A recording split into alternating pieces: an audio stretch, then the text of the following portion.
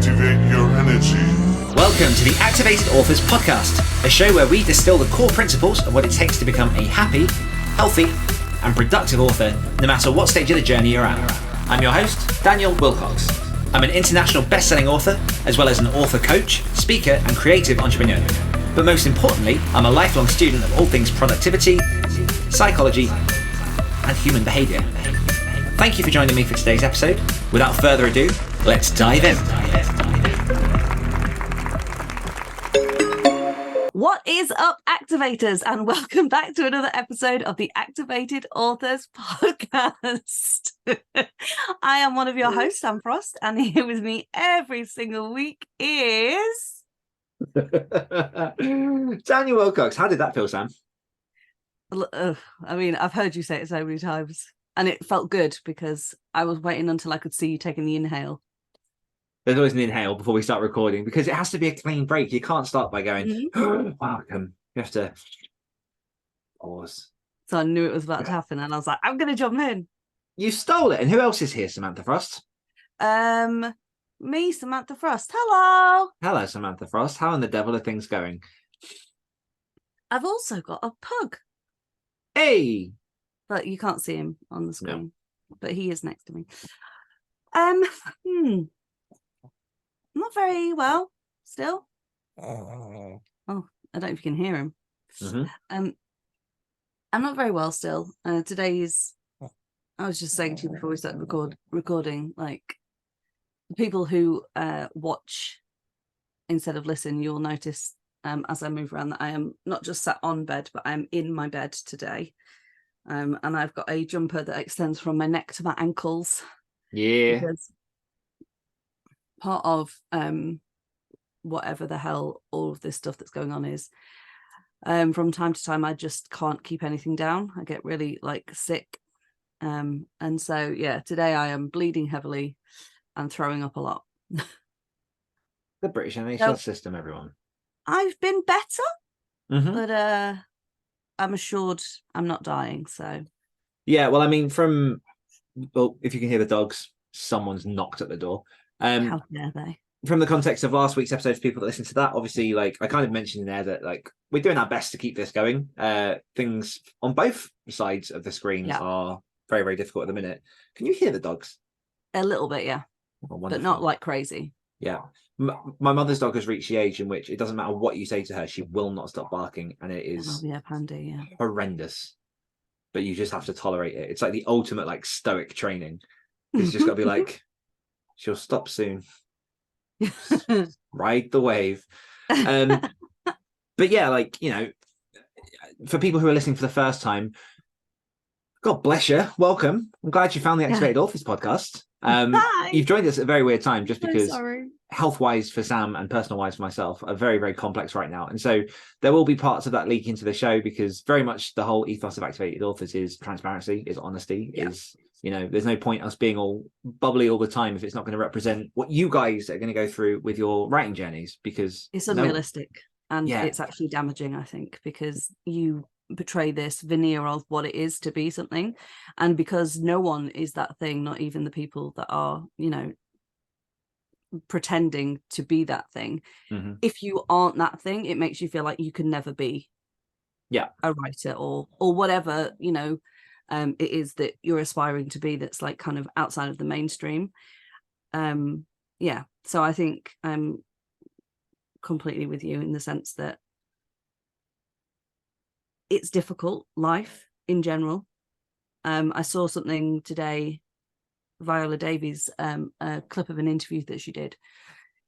And she said, life isn't always about healing and moving on, because, when you heal, you feel better. And it's she's like, life is often about being bruised and being battered and keep going anyway. And you don't always have the luxury of sitting in a cave for 10 years until you reach enlightenment.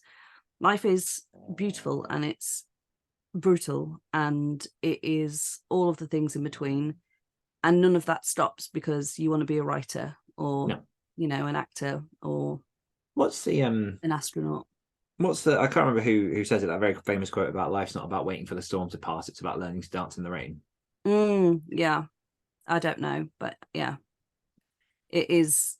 And so, yeah, there's no point in us just, putting our baggage down and just like smiling and everything's fine all the time, because it projects a false image that can be harmful to people. I just think the most frustrating thing for like my side of things is, because I am very much a sharer, is there are things that I cannot share.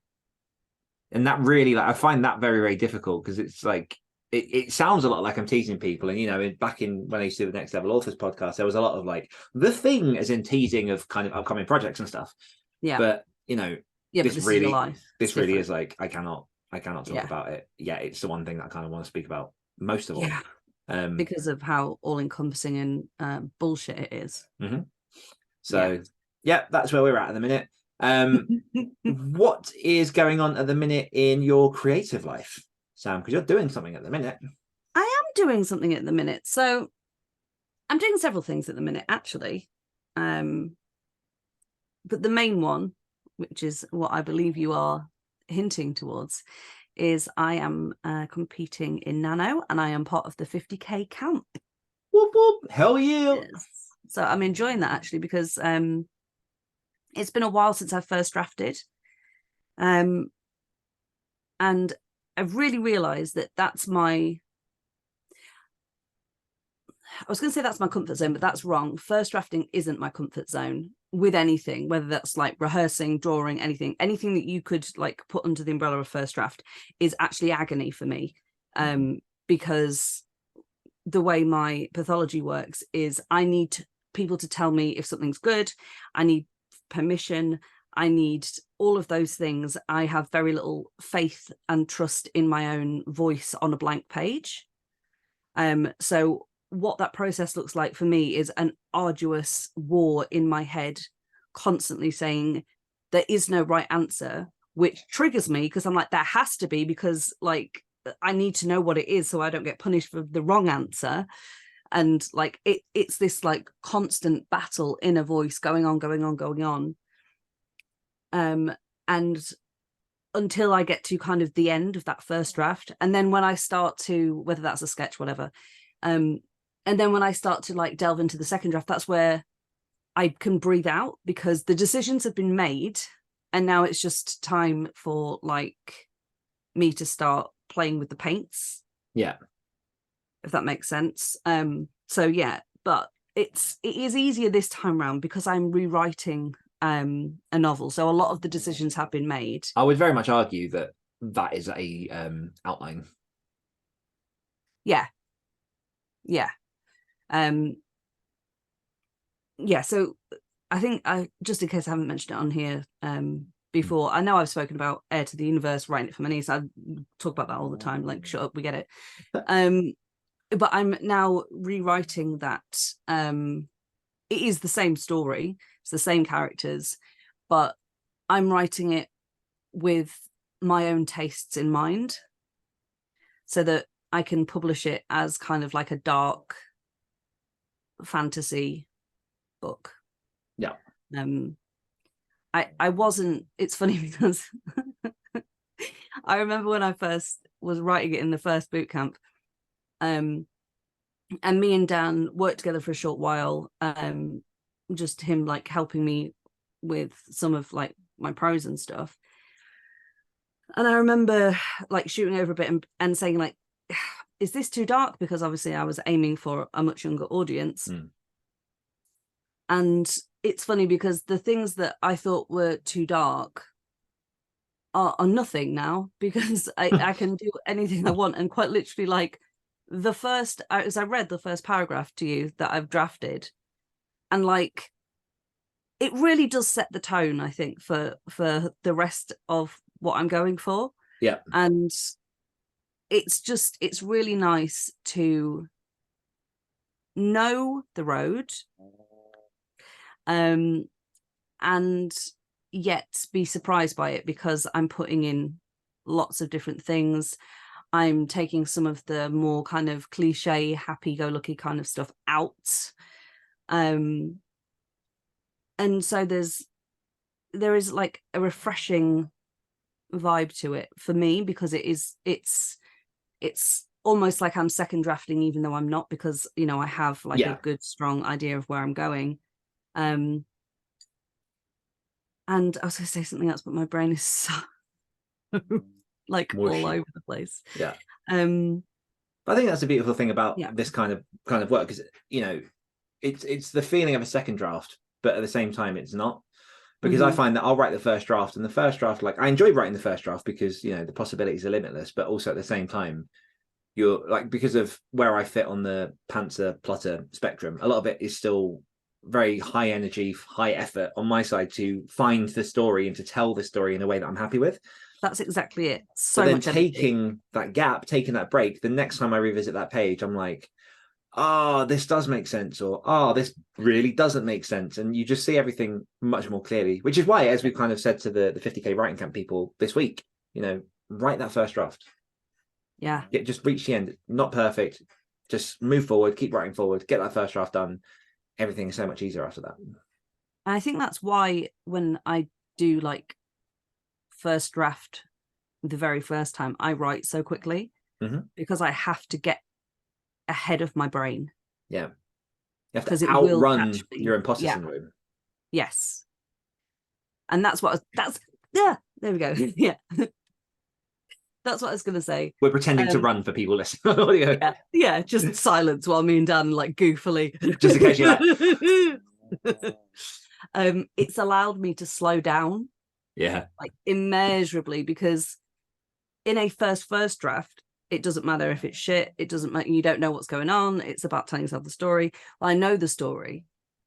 So like I am first drafting. So I'm not being, you know, I'm not laboring over word choice and all that kind of thing, but I can be more deliberate, which invites a slower pace, which is much more like congruent to where I am currently, because I am really not very well. Yeah. I'm on a lot of medicine.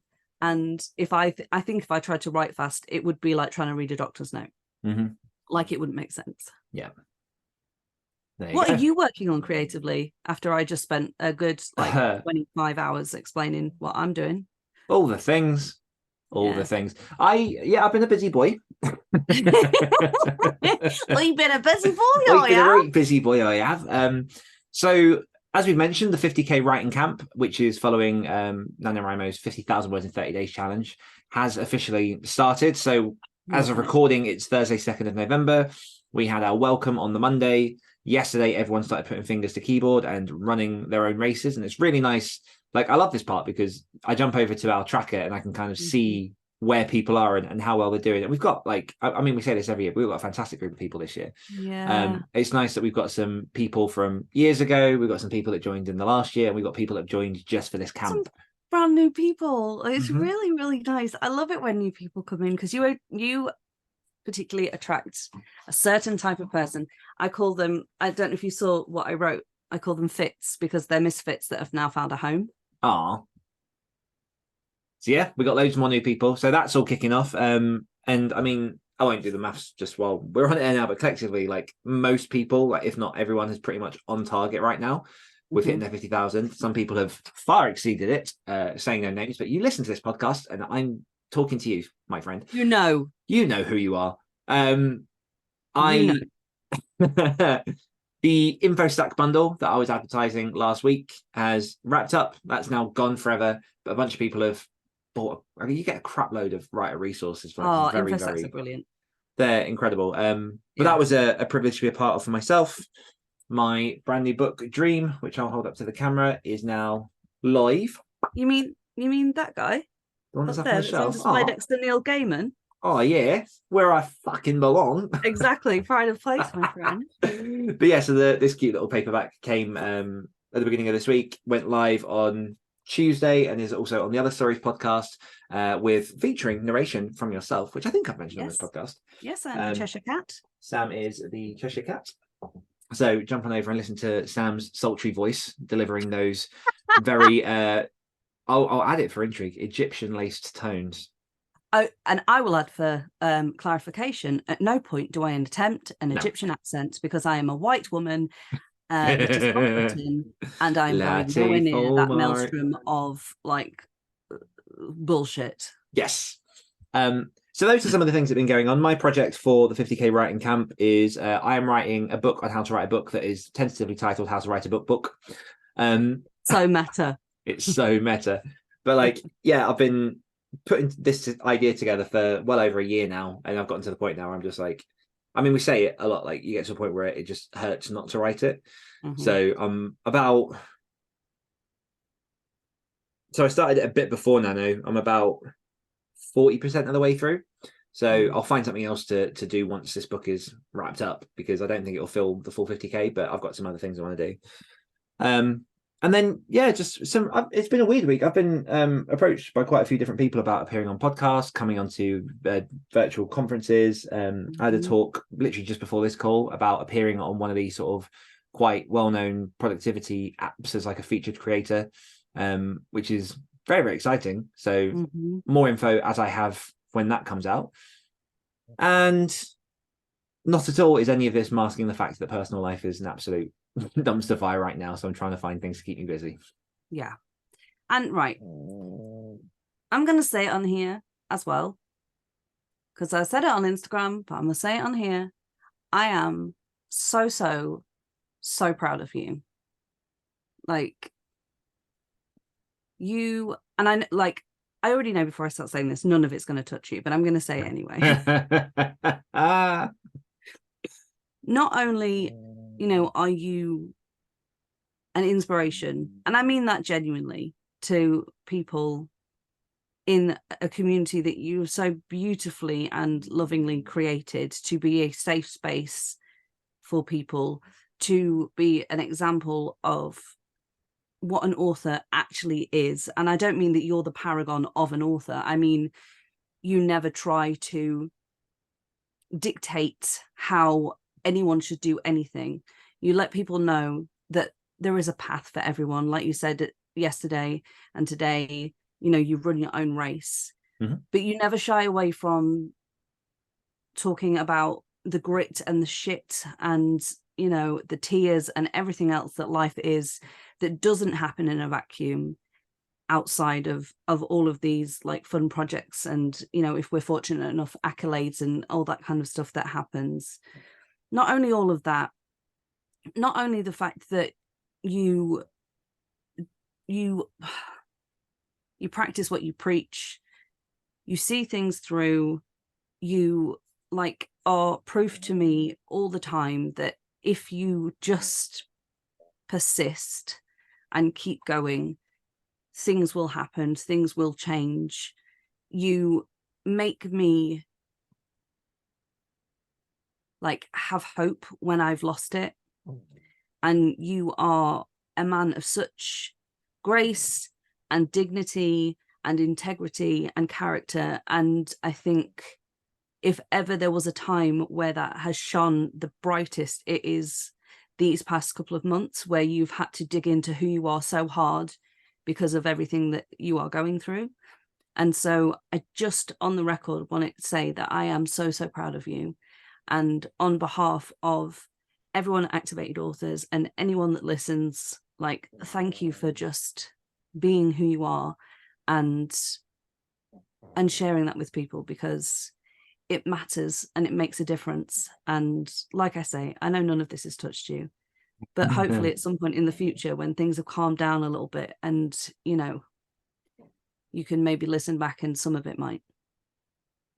I'm going to show real personal growth here and not make a joke. Thank you. I appreciate it. Into business. So something. My point. Damn it. No, I do appreciate that. It has. Yeah. There's no way to kind of talk about again what's happening without digging into the crux of it, but it is one of the most emotionally draining and painful struggles I've had to face, and it is I'm one of those people that I do very much look on the bright side of stuff, and all this creative stuff is my bright side, and Activated Authors is my bright side, but it doesn't make it easy by any stretch. No, but yeah, no, I am very, very proud of the community that has been built. I'm proud of everyone that jumps in. I've got a win that we'll jump into shortly, which I'm insanely proud of. But something that we do have to attend to is our word of the week, because 4 weeks ago, I believe, was the last time we updated this because of different episodes and different, was Druxy. So our word of the week, and again, for people who might be new to this podcast, every week we do a word of the week that we challenge you to try and incorporate into a sentence with someone around you who doesn't pick up on the fact you've used a slightly weird word. So the minute they go, what does that mean? You've lost. So try and it's win. like the game. You're welcome at everybody that grew up in the 90s because you've just lost it. Damn. I don't know if that transcends to the US or if that's the UK exclusive. I don't know. The same way as the keyboards that were like DJ, DJ, DJ, come on, DJ, ciao, ciao. Bearing in mind, me and Sam grew up like 200 miles away from each other. We still had the same keyboards at school. Yeah. So the word of the week was Druxy. And Druxy means something that looks beautiful on the outside, but is rotten in its core. So as I said at the time, basically most of my exes, not all of them, because some of them were gross to look at as well. I don't know what I was thinking. And did you manage to use Druxy? I have used it so many times. I've used it so many times. There's been a few times where I've used it where I would say it didn't count. So obviously whenever me and Dan are talking and we drop the word, that doesn't count because we know what's going on. I used it on a one of the live streams when you were here with me with the Activated Authors bunch, but I think that was after the episode had aired, so I don't think that would have counted because once it's out, but I did use it then. But I used it on was Druxy? Yes. Oh, we're going to talk about this on air. Yeah. But I used it with my sister. I think was like the first time I did it. I mean, this is about 500 opiates ago. So. But oh my god, I'm sure it was Rhiannon. But yes, I've used it many times and with Miles, but it doesn't count with Miles because you ruined that for me by doing. Oh no, you say it. Air your shame. Let's see if I can find the message so I can actually word it better. You do some filler while I find the message.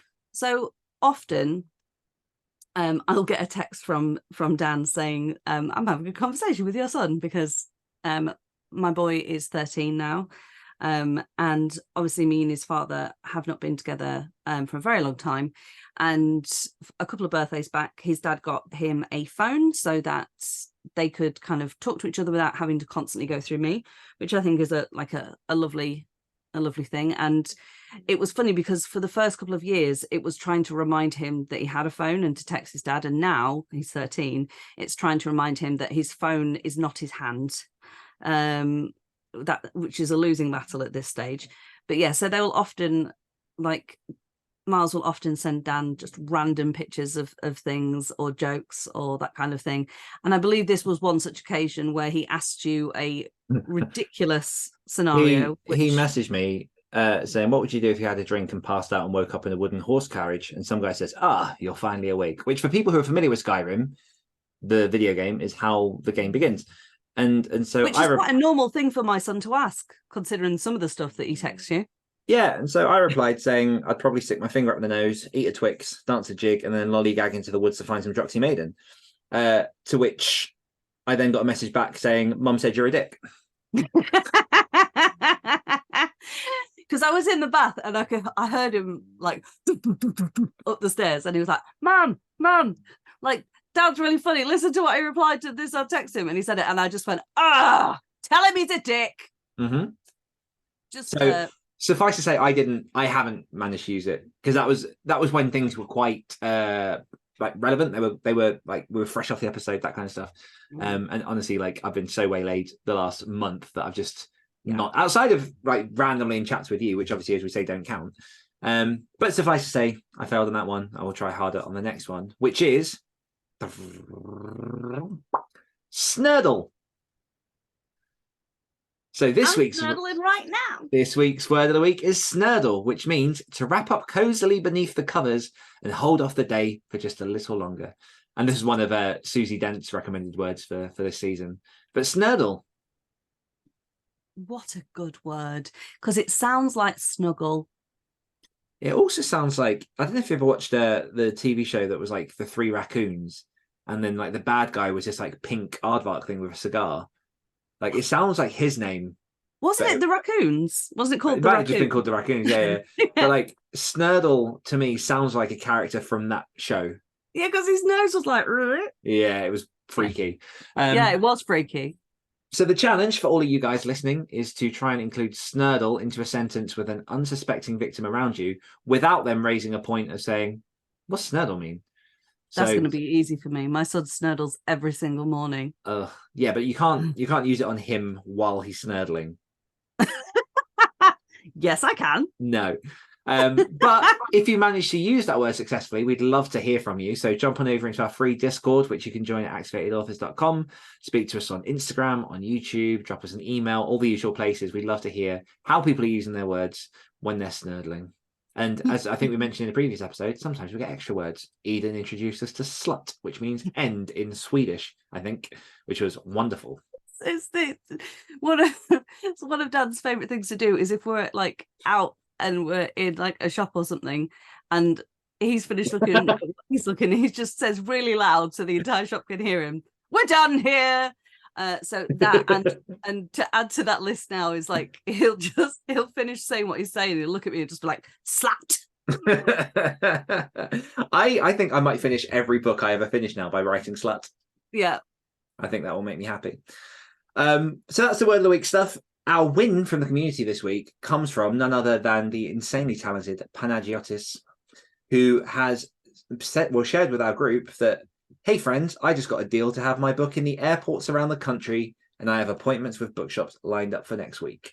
Which, like, knowing Pan's journey, and number one, knowing Pan's journey, number two, knowing how like modest this guy is, like this is a guy who was struggling to finish his book 2 years ago. Had only written, I think, and I really hope you don't mind me sharing this, Pan. I'm sure you don't. Had only written about 50,000 words of the book in like 10 years. Joined Activated Authors, finished the final 100,000 words in 6 months, edited, put that book out, and is now out signing at cons, has his book going into airports, all this amazing stuff. So, like, you are a valued member of the community, and we're incredibly, incredibly proud of you. We are indeed. I've got his, because I was showing it. There it is. Now. I was showing it on the camera during a sprint, wasn't I? Yeah. So here it is. Look at that beautiful book. The Life of Fire. Fire. It's a beast. It is a beast. Look at that. It's beautiful. Love it. So highly recommend. Available on Amazon. Hell Link yeah. in the show notes. Congratulations, Pan. Into the question now. What you got? I'm asking the question this week. I'm asking the question. What have you enjoyed this week, Dan? Oh, that's a leading question, isn't it? What have I enjoyed this week? Shall we skip? Do you want to skip the enjoyments? No, I got a lot of hugs from my niece, who is like you did. 3 months old now. So there you go. She smells like baby. Yeah. And I have enjoyed listening to The Sandman by Neil Gaiman. And the more episodes I listen to, the more sure I am that the TV series will not be for me. Yeah. We've discussed this at length. Yeah. There's quite a few more episodes since that one where I'm like, ooh, I don't think I need to see this dramatized. Yeah, I do want to listen to the full thing. I think I've stopped on like the final 2 episodes of the TV show because it takes a bit of a weird twist. But it is a phenomenal TV show. I'm on Act 2 now. There you go. This week's question. Go for it. What is a voice and how do I get mine? That was beautifully read. Number 1 bit of advice. Don't go to a sea witch and beg to be a land dweller. No. Or don't or beg for a voice because she'll take your legs. Same, but different. Well, obviously in this context, voice is referring to how you sound on the page. And ideally your voice wants to be something that if someone were to start reading a book or a story or something that you've written without seeing it was by you, and they were familiar with your works, they could say, oh, this is very like Dan Willcocks, for example. And I think it is one of those things that people put a lot of pressure on themselves very early to have. It's the same like as an artist, people, you know, I don't have my own style or I don't have my own stroke, like, you know, however people say it. So For me, that's a voice. I think, is there anything I've missed on what a voice is? No, not particularly. As you say, it's very much characteristic of it's a way that people could identify you without seeing your name on the page. Mm-hmm. Like very much like I know from my genre, I know how Ray Bradbury writes. I know if I'm reading something Ray Bradbury, what to expect. We were talking this Prince about Dean Koontz earlier, who is very much a descriptive writer. So when you're reading Dean Koontz, you're not going to get the same experience as if you were reading, for example, a Lee Child, because their writing style is much more thinner because it lends to the genre they're in. But it's your kind of signature that makes a book yours, which I understand is an abstract concept, but I'll add more in a minute. Sorry, I was just yawning, not at you, just at life. So I think if you're looking, to get your own voice, whether it's something that you've been writing for a while and you don't feel like you've got your own voice, or you're kind of starting out and it's paramount to you to have your own voice, I think kind of in both instances, the advice is the same, which is things like voice don't often just happen. No. It is the same as with any kind of skill.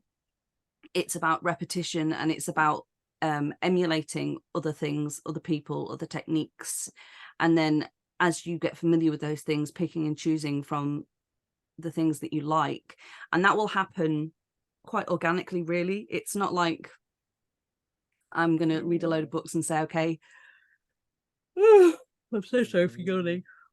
It's not like I'm going to read a load of books and then say, okay, I want like 50% Gaiman and like 20% Atwood and 30% Willcocks, and I'm going to mix that all together and that's going to be my voice. It doesn't work that way, obviously, because that would be insanely difficult to do for one, and just it's a bit weird. But what happens is you start to pick up on kind of turns of phrase, inflections, the way descriptions are, how descriptive something is, how you like scenes introduced, how you like characters to be, like the amount of description you like, the amount of kind of backstory you like, exposition, supposition, all of that kind of stuff. And as you learn that stuff, it will naturally start to feed in how you write. And then you will like have your own personality that is just inherent in you, that mixes with all of those kind of techniques and stuff, and that's when a voice occurs. But that stuff doesn't happen without writing and practicing. It's not something that kind of you can generally just go, this is my voice, like, which is what a lot of people start with. And this is myself included. I remember when I first kind of turned myself to writing, I'm like, I'm Daniel Willcocks as a person, so I must have a voice, I must have a style. And arguably, people do. But one of the things that it's worth bearing in mind is that when, everyone kind of gets their first sample of creative writing, tends to be throughout the school system. And a school system, again, like not to bash on it too much, but a school system tends to funnel people into a very particular way of being so that they can grade you and mark you in a certain way. And so when we come out of school and when we start looking at creative writing and all this kind of stuff, what we've learned so far is very much what education has taught us, like traditional education has taught us in the way of how we should write. And so we kind of I'll use some examples here without obviously getting too specific, but like in reading through some of the anthologies that I've put together over the years, including the flash fiction one, even if you've got the same prompt, you get a lot of very, very similar stories that are written quite similar, because these are clearly early writers. These are clearly people that haven't yet, practiced enough to have developed their own voice. And that's not a criticism. That's just part of the process. Like we all begin there. But like, I'm sure you've had this experience reading through some of the submissions as well. Like, you're reading it and you're going, this is very, what I kind of argue is clean writing. Yes. So like, as a to kind of like expand on that example, I once, one of my books I gave to a non-native English speaker who had learned English speaking very, very comprehensively, because they wanted to read the book for reviews. What I got back that I hadn't asked for, but arguably was very, very helpful, was a story that was littered in red comments because how I wrote didn't adhere to the baseline of what good English is. So if you go very much by the book in how a sentence should be constructed, how long sentences should be, the type of wording, all that kind of stuff, she had clearly picked up on my voice, which isn't taught as the way that English should be spoken, because, you know, there needs to be a baseline for people who are non-English speakers to learn. And everything that was voiced, everything that was individual in that story was underlined, red penned, like, this isn't working. Which, again, like, I wasn't pissed off about it. Like, I was very, very thankful they'd taken the time to do that. But it really highlighted to me what the value of voice is. Because one very, very, very simple example that has never left my head is quite early on when I was learning, like, in English classes and things, I was told the rule: never in any circumstance begin a sentence with and or because obviously they're conjunctions, joining words. And they kind of combine two sentences together. So you should never use them after a full stop. When I started writing and I started reading more and more, I kept noticing more and more ands at the beginning of sentences, because at the beginning of sentences, so at the beginning of sentences, because that's how people speak. And the stories that I tend to connect the most with are the ones that sound like I'm in conversation with someone. Yeah, I completely agree. Like, the amount of times I will start a sentence with because. I don't mean like every other sentence, but sometimes you could start a chapter or a paragraph with because. It is, yes, it joins things together. I'm doing this because of this, but you can also say because of this happened, which is a lot more kind of native and colloquial to how I speak, how the people I know speak, the people I grew up with speak. And so if I'm writing a character that is of that kind of ilk, then of course, like, obviously if I'm writing a 18th century dignitary, I'm not going to start any of their lines with because that doesn't make sense and it's not in line. But as my own voice, as like the narrator, if I'm doing like third person or in dialogue, when people are speaking to each other, no one adheres to strict English like grammar when they speak. It's not a thing. I mean, maybe again, like if we're talking like a couple of 100 years back in polite society, in the upper classes, you might get that. But like, still behind closed doors, lower classes, no one speaks like that. It's not a thing. It doesn't exist. And so to have perfect English in a work of art, unless it's a very deliberate choice, is like walking into someone's house 2 years after they've bought it and everything is white. And you're just like, oh, you decide to, cool, all right. It's one of the reasons I hate renting houses, because they're all just cream and boring. But yeah, absolutely. And so, you know, the question, I guess, extends: how do you get to the point in which you have a voice?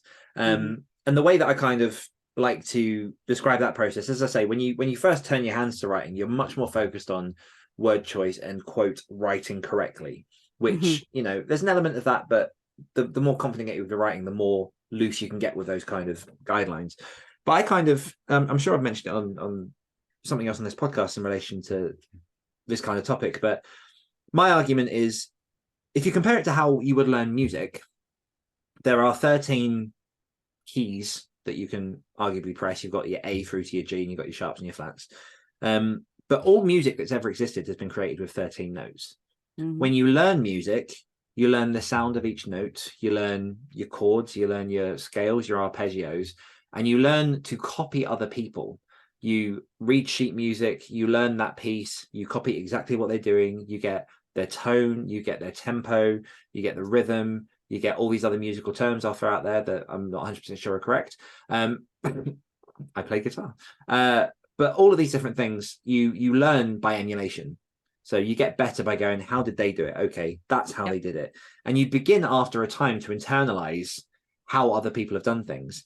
And it's only really once you're confident that you know how other people have made things that you can then start going like, oh, so if, I don't know, Bach did this, but I want to add this note in and kind of slow it down a bit, you start to create the original stuff. And again, it's a process and it takes time. So similarly with writing, we all have in UK English anyway, in US English, or just the English alphabet, we all have the same 26 characters that we can write any story from. Yeah. When I was writing my first stories, and I make no secret of this at all, they were very heavily me testing people's style. So the first story I ever put on the Other Stories podcast was essentially I just finished reading Terry Pratchett. And so I made it's The Miner's Door, wasn't it? The Miner's Door. Yeah, it's very absurd. There's lots of dialogue. It's a weird concept that I've since kind of gone back and made a bit darker, but like that was Terry Pratchett. Sins of Smoke was hot off the heels of reading I can't remember what specific Stephen King it was.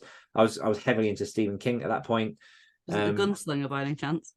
No, you'd think, because it's Western. Would, yeah. But yeah, no, I can't remember what it was. But you know, Ray Bradbury had an influence, Clive Barker had an influence, but I would sit down at writing sessions, I would spend the first 5 minutes reading and very critically going like, okay, so his sentences are that long, that paragraph's in there, it's not much dialogue here. And I would do that. I'd essentially copy their style into a story I was trying to write. And while that seems clunky and heavy and whatnot, again, it's part of the process. Until you've internalized the mechanisms of how to write a story, it's very difficult to start layering your voice into things. And I will say that kind of on the importance of voice as well, very, very good example of this is at one point in his career, Stephen King wanted to put out work to ask the question, is this successful because it's good, or is this successful because I'm Stephen King? And so he started for a while writing under a pen name, which was Richard Bachman. And he put these books out, and people read these books and went, this is Stephen King. And it was very, very similar. I don't know if you know this story either. We were talking about Ronnie Barker the other day, but English comedian Ronnie Barker, who was famously part of the Two Ronnies sketch group, he did the same. He submitted sketches for his own show under a pen name in the hope that, like, you know, people would read it and go, this is good. And what people did went, this is Ronnie Barker.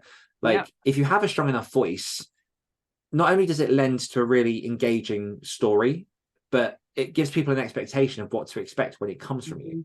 And kind of just wrapping up my diatribe here, one thing to try not to worry about too much, especially when you're early writing, is an inconsistent voice style. Because again, like my first few stories in different genres and different things, they all sound massively different. Like my Caitlin Chronicles reads incredibly differently to When Winter Comes, which reads very different to They Rot. Like there's lots of different styles. And over time, I feel like I'm now really only just getting to the point where I know what my voice is, particularly what it lends itself to. Yeah. I'm definitely, like, obviously I'm a lot earlier in my writing when it comes to kind of books and things. Then it's weird, like the more I think about it, the longer I realize I've been writing and storytelling and all the rest of it. You have a very distinctive voice in your writing. It's one of those things that for me, when I first sat down to start writing Heir to the Universe the first time, it was kind of the one thing that I was comfortable with. And I think that's because, like I say, I've been storytelling in one form or another most of my life. Like, it kept me alive as a child. You know, it was a survival technique. I trained as an actor, and that is all about understanding and internalizing story so you can tell it truthfully. But even with that, you know, we all have our own mannerisms and all the rest of it. And so, yeah, for me, I'm quite comfortable in my voice. I've not really ever given it too much thought, but again, I think I sit in this weirdly privileged place of ignorance a lot of the time when it comes to kind of techniques and all that kind of stuff. Because don't underestimate that. The more you know, sometimes the less you know. Yeah, well, this is why I say privilege, because I think I've never been in a position in my family. I don't come from money, like in any like in any aspect. Like, I grew up in the class below working class, and what that meant is that, you know, there was no money for music lessons or acting lessons or any kind of extracurricular things. So anything that I wanted to do, I could never learn the technique of. I could only watch and emulate other people. Yes. And when you don't know anything, you're not emulating technique. You're emulating what you see on the outside. You know, someone that has expert technique, you should never be able to see that technique. No. Like my drama teacher used to equate it to a swan. People want to see the beautiful swan gliding effortlessly along the glass of the water. They don't want to see the legs underneath frantically swimming. Mm-hmm. And the technique is the legs. And then what everyone sees is this graceful swan just moving perfectly and elegantly. And so I only ever saw the swan. I never understood or saw the mechanics underneath it. And so I have this kind of, like I say, this privilege of a bubble of ignorance, innocence around a lot of technique and things, which means that I often will just jump in with the arrogance of, this doesn't seem difficult, because the people I've seen doing it make it look easy. It's not a like, I can do it because I can do anything. It's a, well, I've just seen Christina Aguilera sing and it looks really easy, so I'll give it a go. Yeah. You know, it's not like I'm going to be like her, but she makes it look easy. Let's do it. Yeah. And so that's kind of like a lot of the stuff that I do specifically creatively is that's how I've learned. And you said to me the other day, like, you know, how do you know how to do this stuff? And I'm like, I've seen other people do it. And I'm like, okay, I think I get it.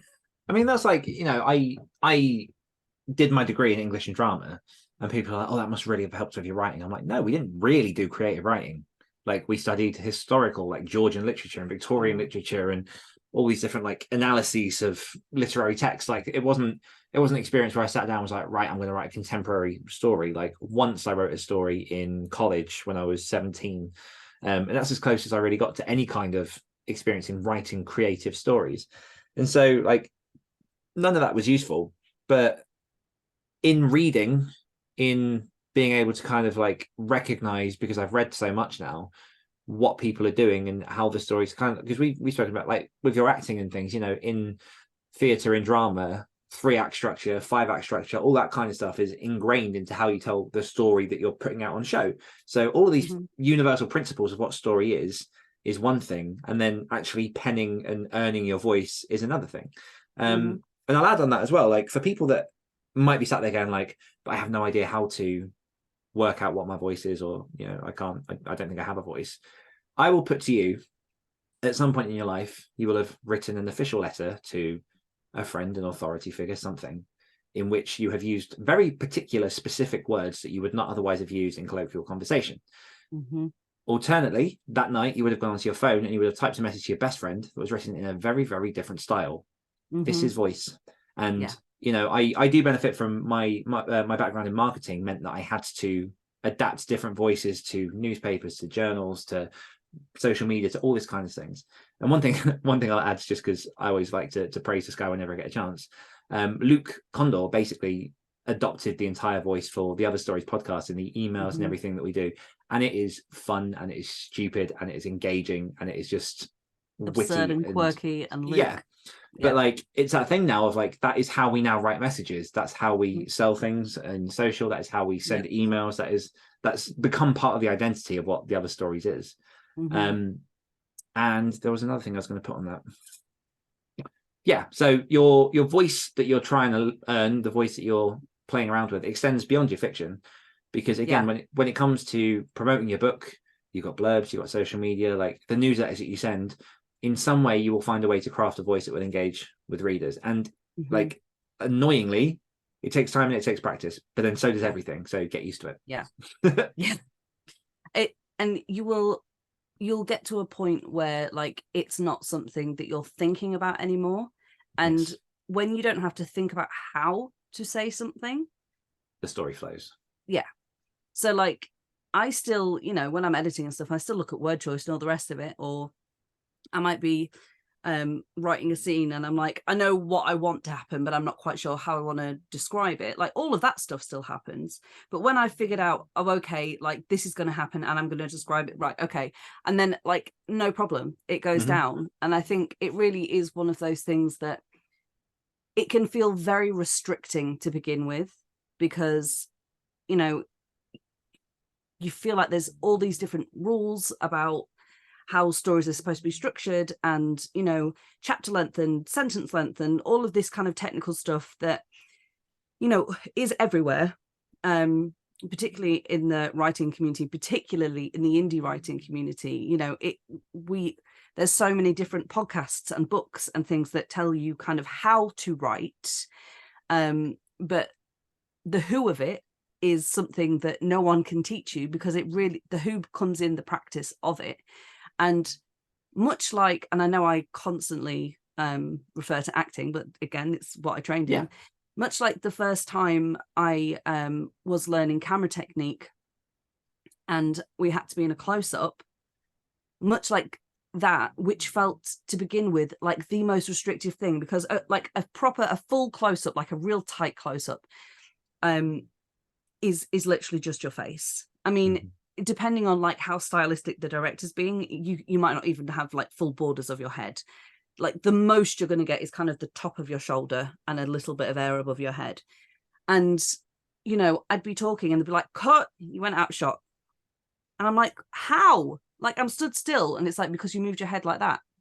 And so when it started, the technique of it felt like entirely like it was strangling me.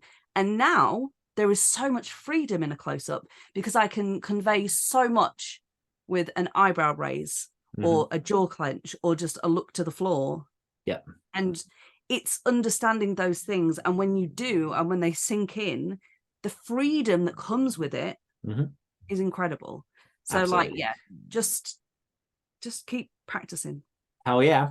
What is, I'm going to put you on the spot now. What is a good book for people to read of someone who is very, very voicey? Well, you know, I'm going to go Gaiman. I knew it was coming. What book? You know, I'm going to go Gaiman. So if I had to describe, I think one book that is, I mean, honest to God, pick any Gaiman off the shelf. He is incredibly voicey. But my personal favourite is that, I was about to say the Nowhere line, then that literally almost came out of my mouth, is Neverwhere. Just because the concept is so extraordinarily Gaiman.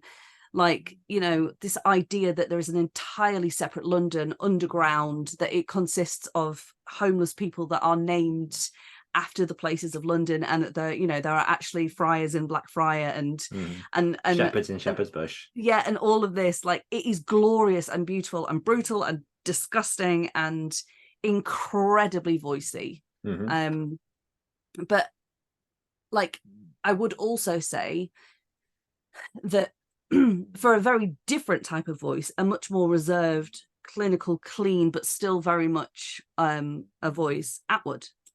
Yeah. You know I was going to go that as well. For my two favorites. No, I thought you were going to go John Ronson. Oh no, well, John Ronson, but that's non-fiction, but it's still a voice. Oh my God, still hear yeah, him in the true. Yeah. John Ronson's voice. Yeah, he is. He does. You're not wrong. I was thinking fiction. Yeah. His voice is spectacular. The driest, like, because that's who he is. Yeah, that's who he is. So yeah.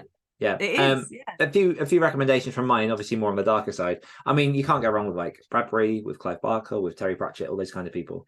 For a few nuanced examples of ones that I've read quite recently that like blew me away by how voicey they were.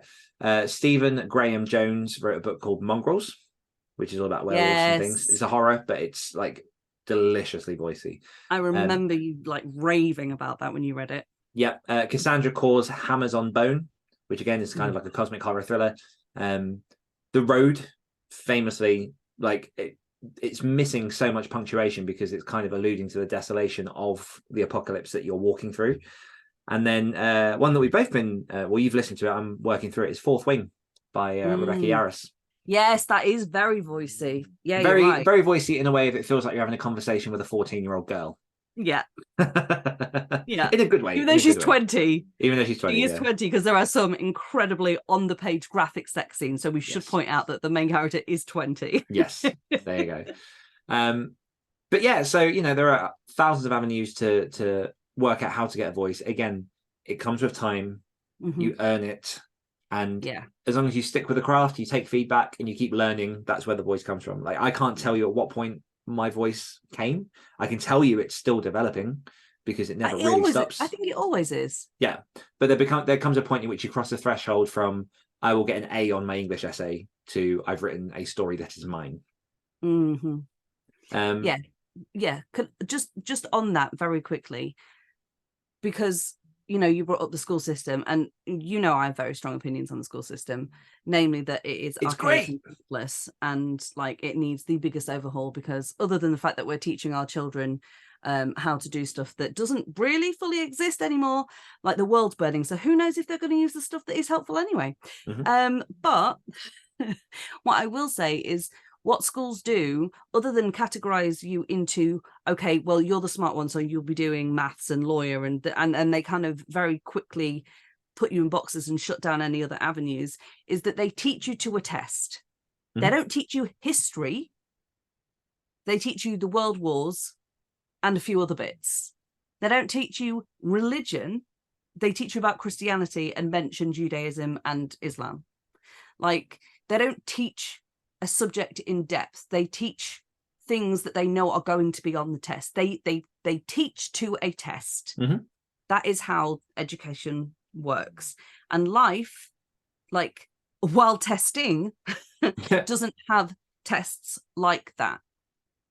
So follow your passion, follow the things that interest you, and like dive as deep and as long into those things as you want, because inspiration, voice, creativity comes from everywhere, not just the page.